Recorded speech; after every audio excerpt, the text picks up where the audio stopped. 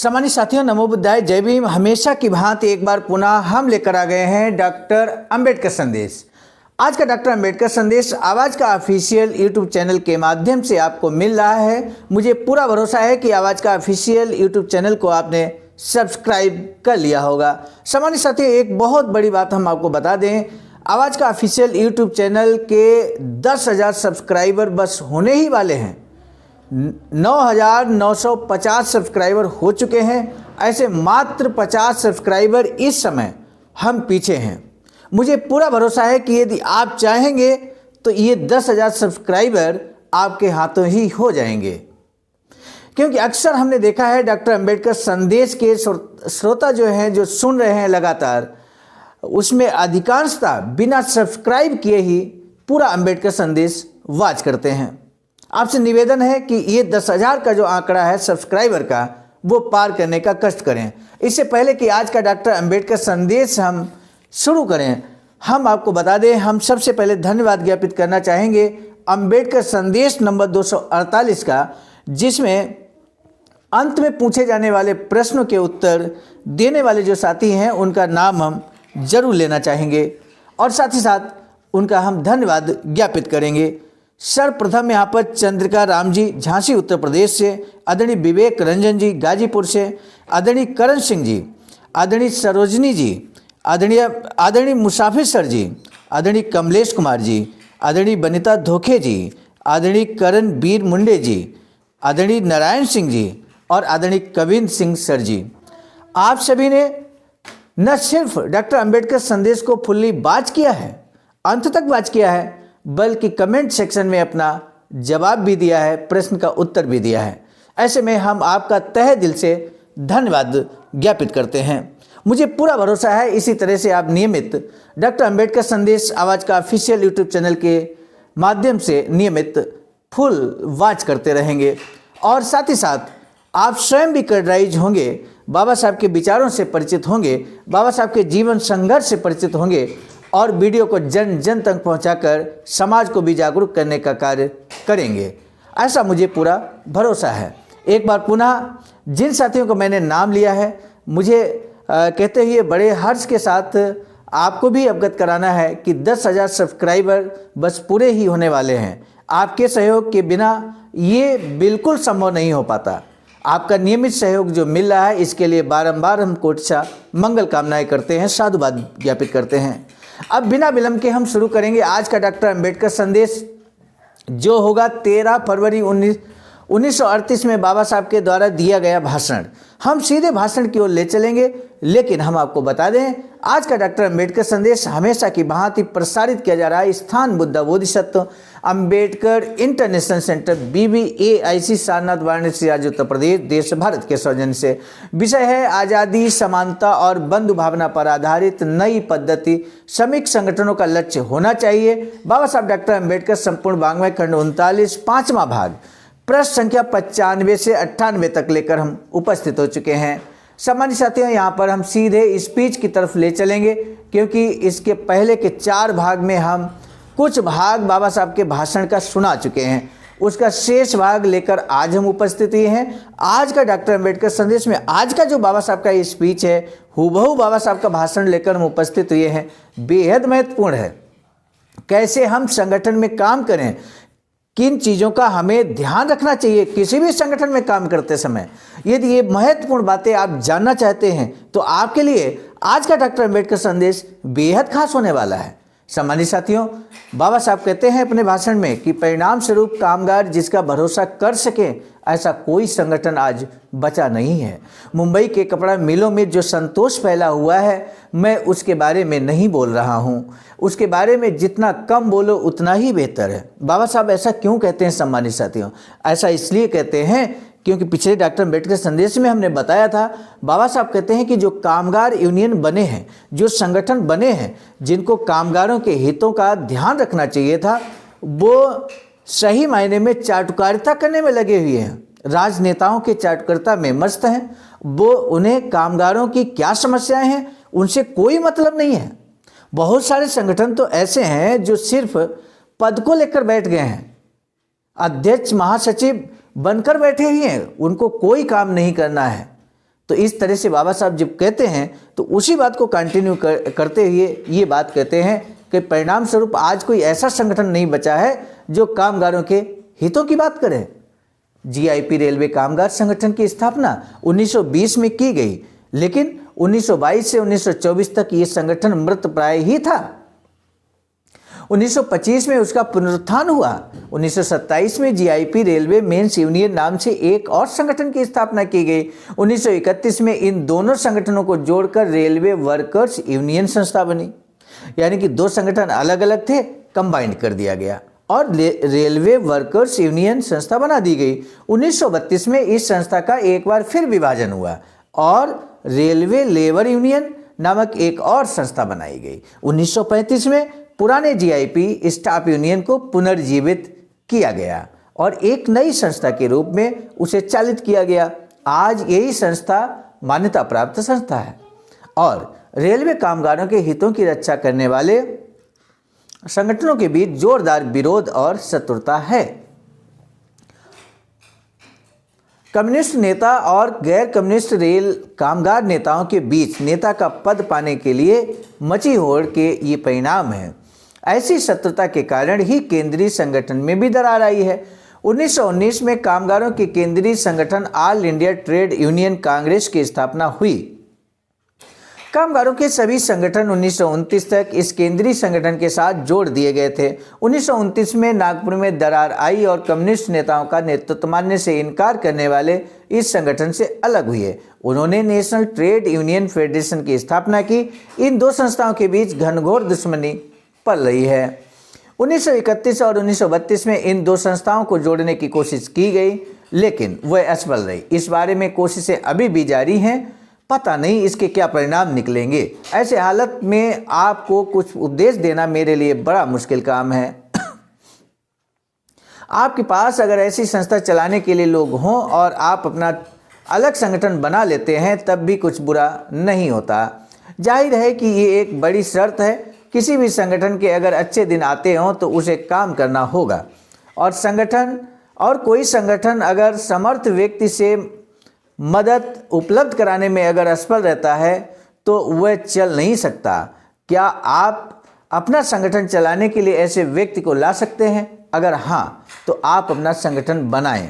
बल्कि आप अगर ऐसा कर पाएँ तो वह अधिक अच्छा होगा, क्योंकि हर संगठन का हर्ष विभाजन या दुर्बलता में नहीं होता।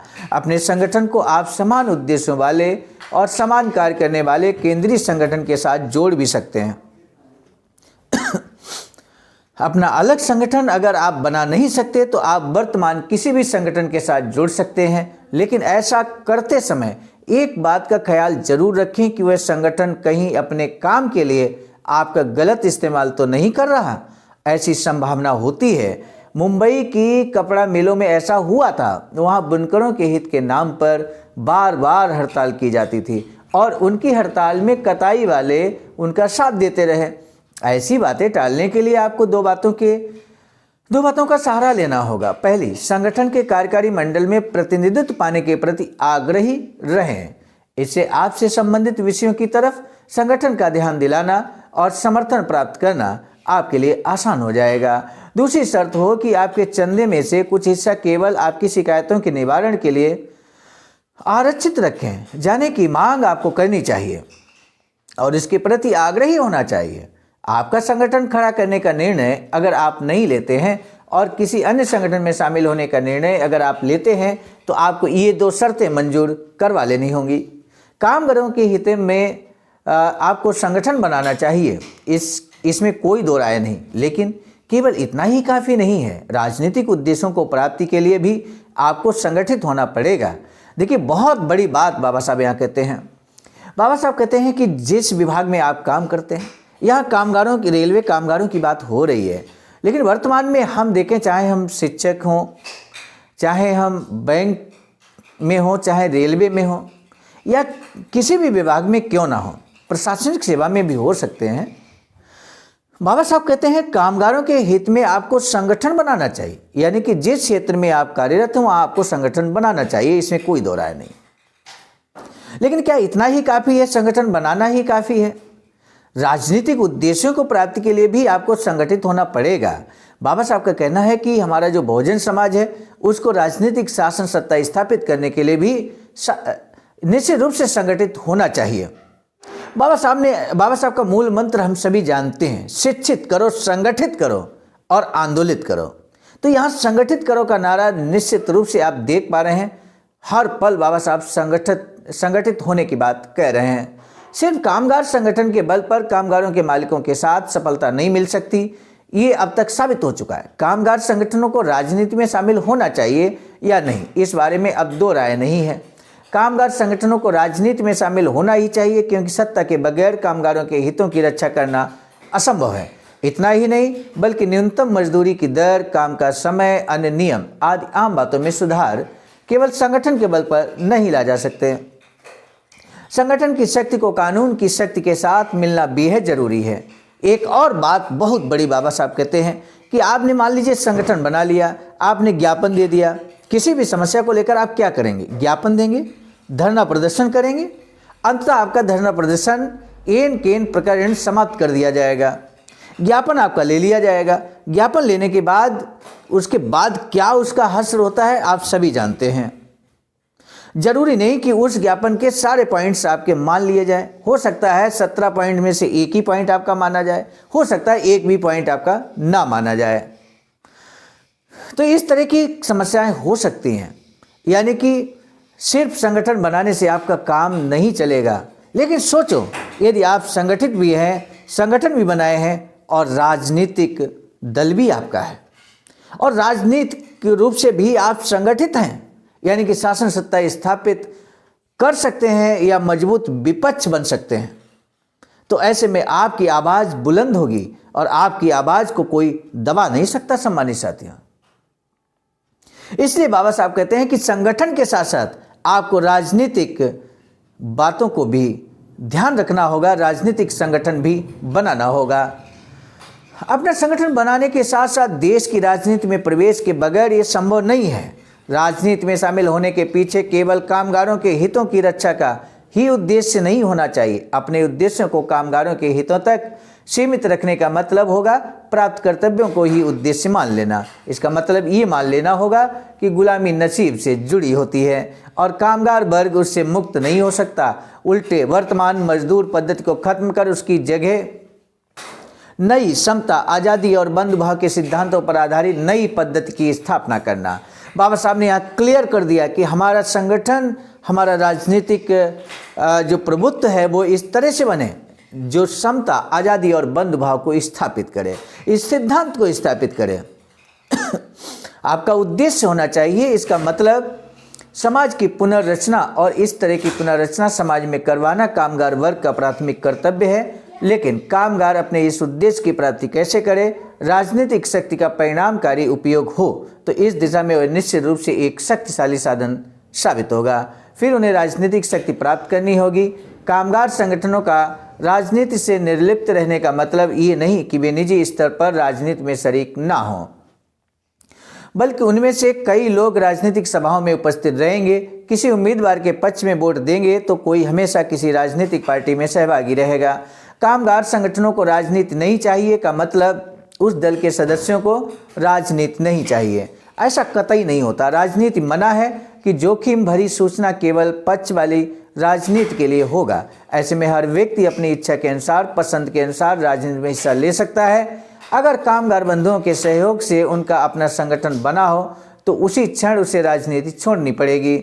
अपने वर्ग के लक्ष्यों को हासिल करने के लिए उसे अपने निजी ताकत को नियंत्रित कर उसे राजनीति छोड़नी पड़ेगी। इस प्रकार कामगारों का वह संगठन निश्चित रूप से पूंजीपति राजनीतिक पक्ष के लिए वरदान साबित होगा। शायद आपको पता होगा कि कामगारों की तरफ से बोलने का अधिकार बताती ट्रेड यूनियन कांग्रेस और ट्रेड यूनियन फेडरेशन, ये दोनों संगठन अब एक होने की राह पर हैं। ये दोनों संगठन अब एक ही संगठन में विलीन होंगे। ट्रेड यूनियन कांग्रेस द्वारा ट्रेड यूनियन फेडरेशन का संविधान स्वीकार कर लिया गया है और ट्रेड यूनियन फेडरेशन ने अपने नाम को त्याग देने का निर्णय लिया है।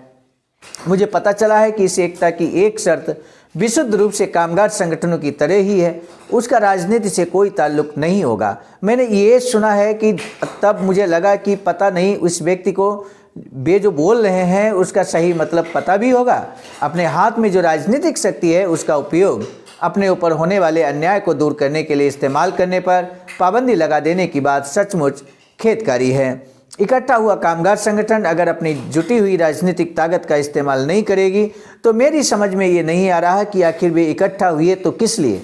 छुटपुट मतभेद हों और उन्हें अगर किसी बड़े उद्देश्य की प्राप्ति के लिए मिटाया जाए तो सुलह के कोई मायने भी होंगे, लेकिन अगर किसी बड़े मसले को लेकर लोगों में मतभेद हों तो उन्हें त्याग कर छोटी छोटी बातों को स्वीकारने के लिए एकता हो तो वह एकता निरर्थक ही मानी जाएगी। इस मामले में औरों का नज़रिया भले कुछ भी क्यों ना हो, मैं तो यही कहूँगा कि कामगार अगर संगठित होकर राजनीति से दूरी बनाए रखने का निर्णय लेते हैं तो यह निर्णय उनके लिए अभिशाप ही साबित होगा।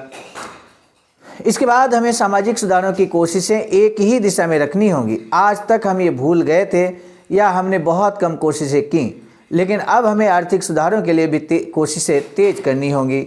हमें जो अन्याय सहने पड़ते हैं उनकी जड़ एक ही है और वह यह है कि जिनके हाथ में सामाजिक और आर्थिक शक्ति है उन्होंने कामगारों के राजनीतिक अधिकार भी छीन लिए हैं। राजनीति में पदार्पण करने का मतलब होता है अपने पक्ष की स्थापना करना, मतलब अपने पार्टी की स्थापना करना। जिस राजनीति को किसी दल का समर्थन प्राप्त ना हो वह एक कल्पना की वस्तु है। राजनीति में ऐसे कई पुरुष हैं जो अपनी अलग से राजनीति चलाने या अपना चूल्हा अलग जलाने की कोशिश में जुटे रहते हैं। जो राजनीतिज्ञ इस प्रकार आज़ाद रहने की कोशिश करता है मैं उसे बेहद चौकन्ना रहता हूँ। कोई राजनीतिक किसी से सहभागी न होने वाले स्वतंत्र व्यक्तित्व वाला हो तो किसी भी राजनीतिक उद्देश्य प्राप्ति के लिए वह अनुपयोगी होता है। वह कुछ भी हासिल नहीं कर सकता। अपनी अकेली कोशिश से वह घास की फसल भी उगा नहीं सकता। लेकिन स्वतंत्रता की लालसा रखने वाले राजनीतिज्ञ अपनी बौद्धिक ईमानदारी के कारण स्वतंत्र नहीं रहना चाहते, बल्कि अधिक से अधिक मांगे मनवाने के लिए वे अलग रहते हैं। इसलिए दल के अनुशासन से वे अलग रहना चाहते हैं। जो हो, हालांकि राजनीति में पृथक रहने वाले कई राजनीतिकों के बारे में मेरा यही अनुभव है, लेकिन बिना पक्ष के सच्ची और अभावपूर्ण राजनीति हो ही नहीं सकती। फिर सवाल ये उठता है कि हम किस पक्ष में शामिल हों। कई पर्यायी पक्ष हैं। कांग्रेस में क्या आपको शामिल होना चाहिए? वह कामगारों को उनके लक्ष्यों की प्राप्ति में क्या मददगार साबित हो सकती है? आपको ये राय देने में मुझे बिल्कुल हिचक नहीं महसूस होती कि कामगारों को कांग्रेस से पृथक अपना पक्ष बना लेना चाहिए। मैं जानता हूं कि मेरे इस कथन के लिए कामगार नेताओं का विरोध है। असल में सोशलिस्टों का प्रतिनिधित्व करने वाला एक गुट है कांग्रेस, और समाजवाद की पूर्तता के लिए वे कामगार संगठन अपने साथ जोड़ना चाहते हैं, लेकिन वे चाहते हैं कि ये संगठन कांग्रेस में ही बना रहे। श्री राय के नेतृत्व में कार्यरत और अपने को कम्युनिस्ट कहलाने वाला एक गुट है। कामगारों के किसी भी अन्य संगठन के लिए उनका जोरदार विरोध है। फिर वह संगठन कांग्रेस का अंदरूनी हो या कोई बाहरी संगठन हो, मैं इन दोनों गुटों से पूरी तरह असहमत हूँ। मुझे श्री राय जिस प्रकार एक पहेली लगते हैं उसी प्रकार वे औरों को भी लगते होंगे। सामान्य साथियों, आज के डॉक्टर अंबेडकर संदेश में ये महसूस किया होगा आपने कि जब बाबा साहब कामगारों के बीच अपनी बात को रख रहे हैं तो कामगारों से संबंधित, उनके संगठनों से संबंधित इतनी गहनता से बात को रखते हैं। ऐसा संभवतः बारीक कोई भी पॉइंट यहाँ पर बचा नहीं होगा जिसको बाबा साहब ने जिक्र नहीं किया होगा। इसलिए कंप्लीट जानकारी अगर चाहिए तो निश्चित रूप से डॉक्टर अंबेडकर संदेश ये सार्थक कदम कहा जा सकता है। बाबा साहब के जीवन संघर्ष को जानने के लिए, बाबा साहब के समस्त स्पीचेज को जानने के लिए, समझने के लिए, यूँ कहें कि बाबा साहब को जानने के लिए डॉक्टर अंबेडकर संदेश मील का पत्थर साबित होगा। आज के डॉक्टर अंबेडकर संदेश को अब हम समाप्ति की ओर ले जा रहे हैं। आज का पहला प्रश्न, बाबा साहब डॉक्टर भीमराव अंबेडकर ने संगठन के विस्तार के लिए एवं अच्छे दिन के लिए क्या करने की सलाह दी है? बाबा साहब ने बहुजनों के साथ शोषण और अन्याय होने का मुख्य कारण क्या बताया है? इन दोनों प्रश्नों में से किसी एक प्रश्न का जवाब देना आपके लिए बेहद जरूरी है। सामान्य साथियों, हम मिलेंगे पुनः नए डॉक्टर अंबेडकर संदेश में। तब तक दीजिए इजाजत। आप सभी को सादर नमो बुद्धाय। जय भीम। जय